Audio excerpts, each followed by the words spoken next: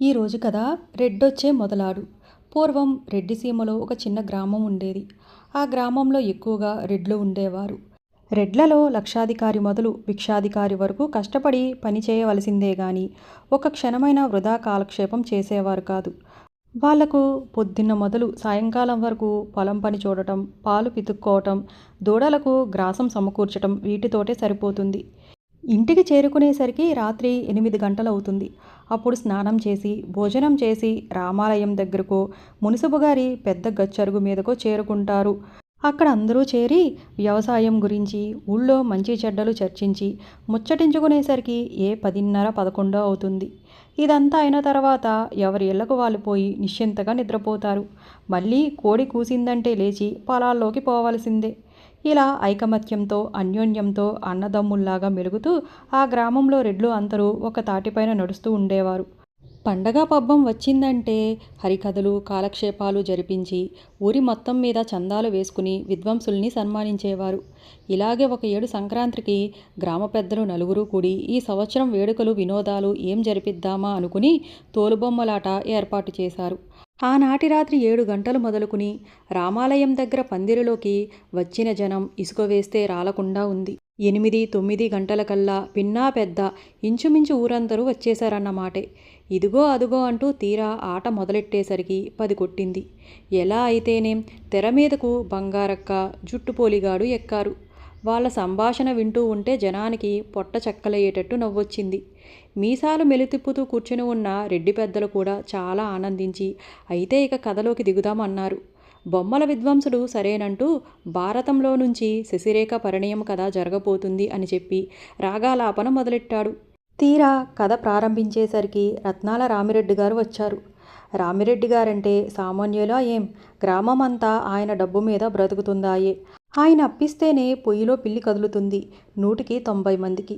రామిరెడ్డి గారు వస్తూనే కొద్దిగా లావాదేవీలు ఉండటం చేత ఆలస్యం అయ్యింది అంటూ సభలోకి ప్రవేశించారు. దానిదేం లేండి, రండి రండి రామిరెడ్డి గారు అంటూ ఆయన్ని ఆహ్వానించి తీసుకువెళ్ళి ముందు వరుసలో కూర్చోబెట్టారు. అందరూ వచ్చేసినట్లే, ఇంకా కానియండి అని సభ పెద్ద చెప్పేసరికి బొమ్మల విద్వాంసుడు మళ్ళీ విఘ్నేశ్వర పూజ చేసి బంగారక్కను జుట్టుపోలిగాన్ని తెర మీదకి ఎక్కించాడు.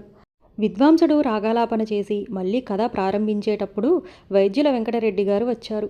గ్రామం మొత్తం మీద ఎవరికి కాస్తంత జ్వరం వచ్చినా వెంకటరెడ్డి గారి చెయ్యి తగిలితే గాని బ్రతికే లేదు. అటువంటప్పుడు ఆయనకు ప్రత్యేకించి తగిన మర్యాద జరగకపోతే ఇంకేమన్నా ఉందా? కొంప మునిగిపోతుంది గాని.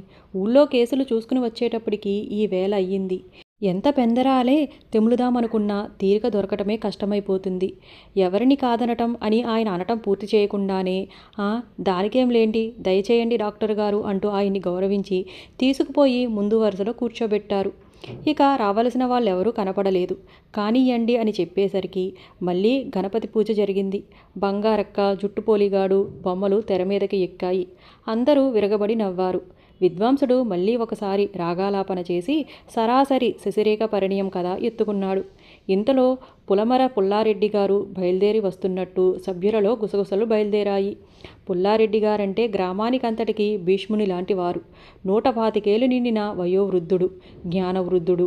ఆయన మాటంటే ఆబాల గోపాలము భక్తితో శిరసావహిస్తారు ఆ ఊరి ప్రజలు. అందుచేత కొంతమంది పెద్దలు ఎదురువెళ్ళి ఆయనను తోడ్కొని వచ్చారు. సభలో అదుగో వస్తున్నారు రెడ్డిగారు పుల్లారెడ్డిగారు అని కోలాహలం బయలుదేరింది. ఆయన ఆలస్యమైనందుకు నొచ్చుకుంటూ అయ్యో ఆట మొదలెట్టారు కాబోలు, ఎంతవరకు అయ్యిందేమిటి అన్నారు.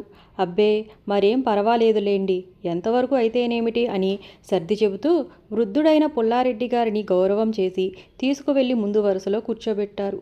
మళ్ళీ సభ పెద్ద రావలసిన వారందరూ వచ్చేసినట్లే, ఇంకా ఈసారి మొదలెట్టవచ్చు అన్నాడు. బొమ్మల విద్వాంసుడు మళ్ళీ ఒకసారి పూజ చేసి బంగారక్క జుట్టిపోలిగాడి బొమ్మలు తెర మీదకి ఎక్కించారు. మళ్ళీ రాగాలాపన చేసి శశిరేఖ పరిణయం కథ ఈసారి జోరుగా ప్రారంభించాడు. కానీ చిత్రమేమంటే విద్వాంసుడు కథ ప్రారంభించేసరికల్లా మళ్ళీ ఒక రెడ్డిగారు రావటం, వారిని ఉచిత మర్యాదలతో సత్కరించి ముందు వరుసలో కూర్చోబెడుతూ ఉండటం, ఇలా మరికొంతసేపు కలాపం జరుగుతూ వచ్చింది. అప్పటికి వేగుచుక్క పొడిచింది. తొలికూడి కూసింది. వేళ అయ్యిందంటూ రెడ్లు అందరూ లేచి ఎవరి మానాన వారు పొలం పనులకు వెళ్ళిపోయారు. బొమ్మలాట కథ కథగానే నిలిచిపోయింది. నిలిచిపోక మరేం జరుగుతుంది? కాస్తో కూస్తో కథో జరిగేటప్పటికల్లా ఏ రెడ్డిగారో చక్కా రావటం, అదుగో రెడ్డిగారు వచ్చారు మళ్ళీ మొదలెట్టండి అనటం, అలా చుక్క పొడిచే వరకు ఒక్కొక్కరు వస్తూ ఉండి ఎప్పటికప్పుడు కథ మళ్ళీ కొత్తగా ప్రారంభించేసరికి తెల్లారిపోయి ఎవరి పనులకు వారు పోవలసి వచ్చింది. అప్పటి నుంచి ఎవరైనా ఒక పని ప్రారంభించి మధ్యలో ఆపేసి మళ్ళీ మొదలు పెడుతూ ఉంటే రెడ్డొచ్చి మొదలాడురా అని అనటం పరిపాటయ్యింది. ఈ మాటే తెలుగునాట సామెతగా పరిణమించి శాశ్వతంగా నిలిచిపోయింది.